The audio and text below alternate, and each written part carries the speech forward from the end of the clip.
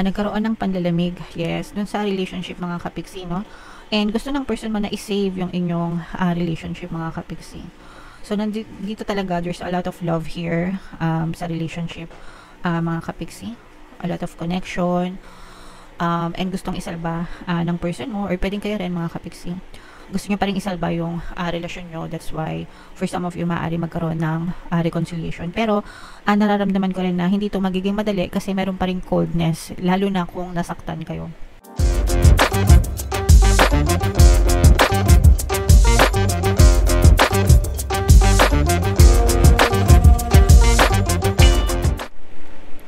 Hello guys, hello Taurus, welcome back to Pinay Pixie Tarot. Ang pamagatang episode natin for tonight is Merry Christmas mga kapixie. Ang pamagatang episode natin for tonight is Pasko 2024. So titingnan natin guys kung ano yung strongest energy nyo ngayong Pasko or ngayong papalapit na Pasko, Taurus. By the way guys, naka-upload na sa ating YouTube channel yung inyong 2025 kapalaran para sa bawat zodiac signs guys. If in case hindi nyo pa napapanood, punta lang kayo din sa ating YouTube channel. Hanapin nyo lang yung video para sa zodiac sign nyo. So itong deck na to guys, ito yung mga mensahe sa inyo, no? Or yung mga maaaring maganap sa inyo ngayong Pasko or papalapit na Pasko. For some of you guys, this is a spiritual connection mga kapiksi, no? Pwedeng yung iba sa inyo is nagkakaroon ng spiritual awakening, although hindi naman siya magre-resonate sa lahat mga kapiksi. But if in case nakaka-resonate kayo, comment down below. Hindi naman siya kakaiba. I mean, lahat naman tayo guys, we are all spiritual beings in a human form. So, nagkataon lang na yung iba sa atin is malakas yung mga spiritual senses, ganyan. So, parang may mga kakaibang nakikita or nararamdaman or naririnig sa paligid nila.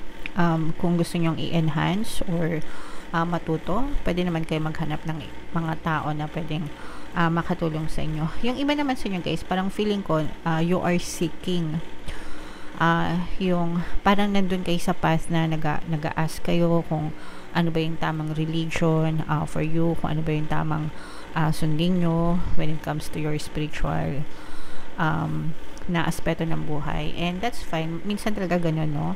Let's say for example, may mga pinanganak na let's say for example Katoliko kayo, tapos nung nagkakaisip na kayo or lumalaki na kayo, parang gusto nyo na lang maging Buddhist or Muslim or whatever mga kapiksi. So depende yan sa preference nyo guys, pero kung ano yung tingin nyo na makakabuti sa inyo, go for it mga kapiksi. And then we have this yin and yang energy. This is another message na ibalanse nyo mga kapiksi yung lahat ng bagay, no? Sa buhay nyo. You cannot appreciate light without darkness, diba? Hindi mo ma-appreciate yung puting butas na yon kung wala itong darkness na to. And you cannot appreciate darkness without light. Yun yung palagi kong sinasabi sa inyo mga kapiksi. So it's a little bit of both for everything sa buhay nyo, basta ilagay nyo lang sa tamang balanse palagi yung mga bagay-bagay mga kapiksi. Alright? And then connection, ito napakaganda nito kasi Pasko mga kapiksi. So syempre nandiyan yung connection sa partner nyo or specific person. For some of you, pwedeng maganda yung connection nyo sa love life.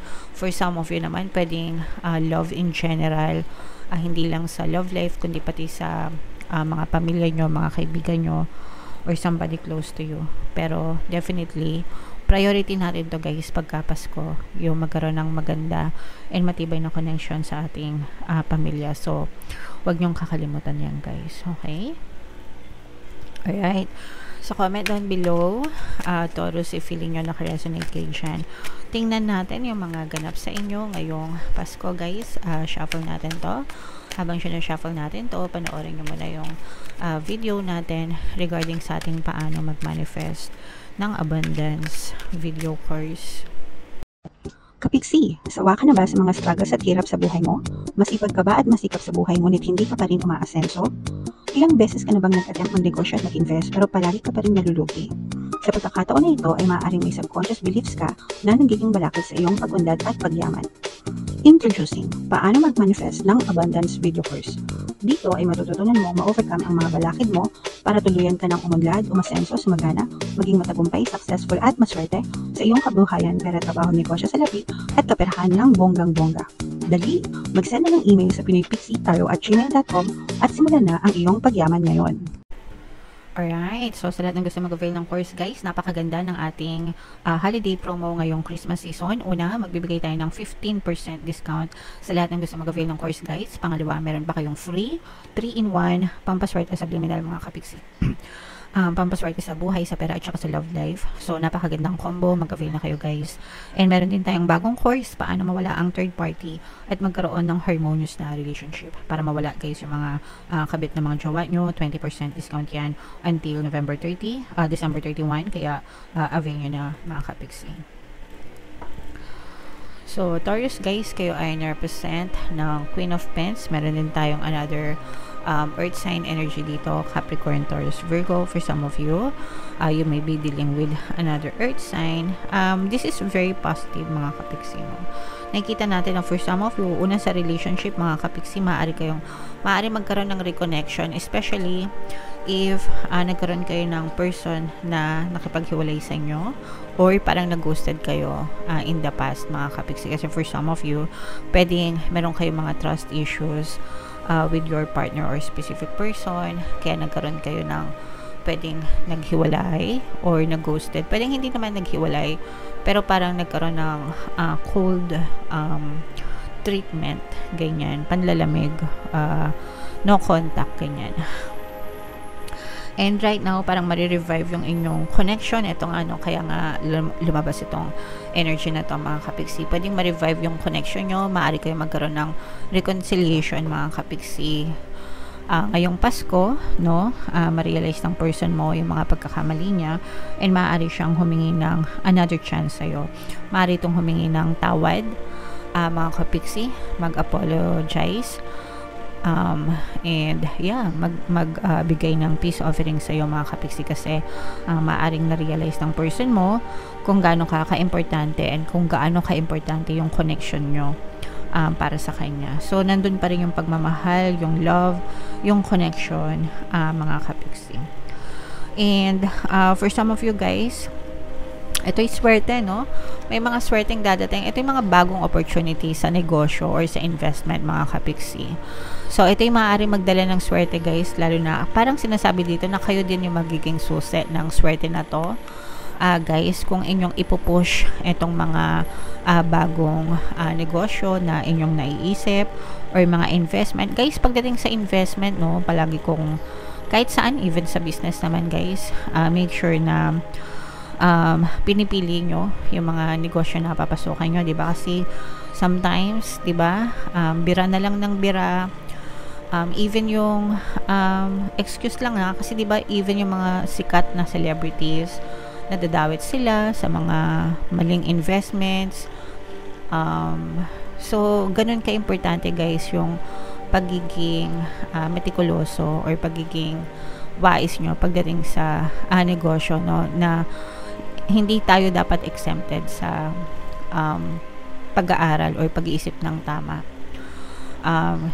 Kahit artista ka pa, parang ganun yung ibig sabihin, na walang pinipili. Basta pag magne-negosyo kayo or mag-i-invest kayo, palaging pagganahin yung utak, mga kapiksi, mag-research, mag-saliksik para hindi kayo mapahamak, okay? Pero ito guys, if ever man na may ipupush kayo na negosyo or investment, maaari itong magdala ng swerte, and ikaw din, no, parang ikaw yung gagawa ng swerte mo, kapiksi, para lalong maging matagumpay, ayan, no, para lalong maging matagumpay ka sa negosyo or investment na gusto mong tahakin. Pero overall guys, nakikita natin na very peaceful yung energy nyo ngayong Pasko.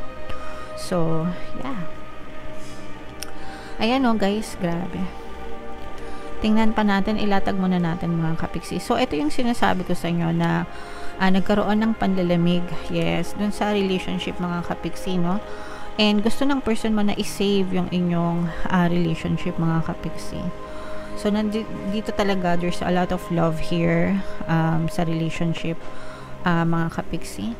a lot of connection, and gustong isalba ng person mo, or pwedeng kayo rin mga kapiksi, gusto nyo pa rin isalba yung relasyon nyo. That's why for some of you maaari magkaroon ng reconciliation. Pero nararamdaman ko rin na hindi to magiging madali kasi meron pa rin coldness, lalo na kung nasaktan kayo. Let's say for example, ikaw yung nasaktan ng person mo, pwedeng tanggapin mo siya pero parang hindi ka bibigay agad. Parang medyo matigas pa yung puso nyo, medyo malamig pa, and parang aantayin nyo muna na kiligin ulit kayo. Parang mga gano'n, parang antayin nyo muna na kiligin ulit kayo bago nyo, para bago tuluyang mabalik yung dating kayo. But syempre yung pagdating naman doon guys, forgiveness lang naman yung susi doon, no? Forgiveness, acceptance, lalo na kung balak nyo makipagbalikan. Importante guys na kung makikipagbalikan kayo, importante yung pagpapatawad and pagkalimot sa nakaraan. Kasi kung hindi nyo papatawarin and hindi nyo kakalimutan, magiging tinik sa relasyon nyo yung mga negative na nangyari sa inyo dati. So pwede pa rin masira yung relasyon nyo. Okay? So, forgiveness mga kapiksi. And ito nga yung sinasabi ko sa inyong maaaring may mga bagong opportunity sa kaperahan, sa negosyo na dumating sa inyo. So, huwag nyo na itong palampasin. Okay? So, ito guys, i-mind nyo na yan sa comment section. Mind, swerte sa negosyo, swerte sa pera. Swerte din kayo sa relasyon mga kapiksi, no? Swerte sa pera, swerte sa relasyon. Combo mga kapiksi. So, napakaganda ng energy nyo, Taurus. Comment down below if naka-resonate kayo dyan. And also guys, samantalahin ko na, no? Merry Christmas sa inyong lahat. Thank you all so much sa pagsama nyo sa akin ngayong 2024. And sama-sama pa ulit tayo guys sa 2025. I love you all mga kapiksi. Okay? Ito yung ating mga 2025 kapalaran guys. Panoorin nyo na. And ito naman yung ating success stories ng paano mag-manifest ng abundance video course. Click here to subscribe guys. Ito yung ating mga pampaswerte subliminals. Thank you for liking, sharing, and subscribing. See you next time. I love you all mga kapiksi. Have a nice day. Bye-bye.